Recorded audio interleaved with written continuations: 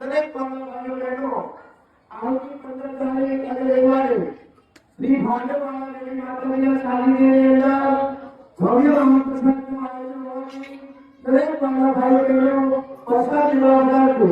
આ મહાપ્રસાદની અંદર માતાજીના નામનો ભાવ ઉમેરો.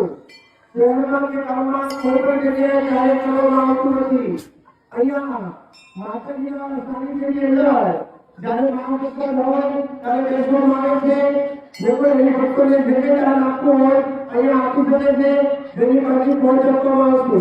આ મહાપ્રસાદની અંદર 51 ધવલા પૂરી કરવામાં આવે છે.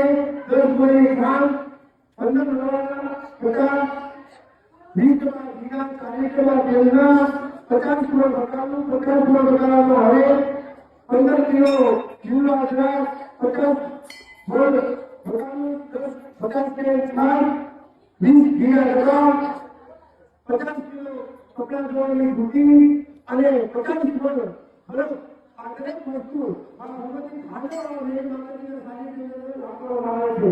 આની અંદર જે કોઈ પ્રયોગ આપતો હોય અહીંયા આપી શકે છે.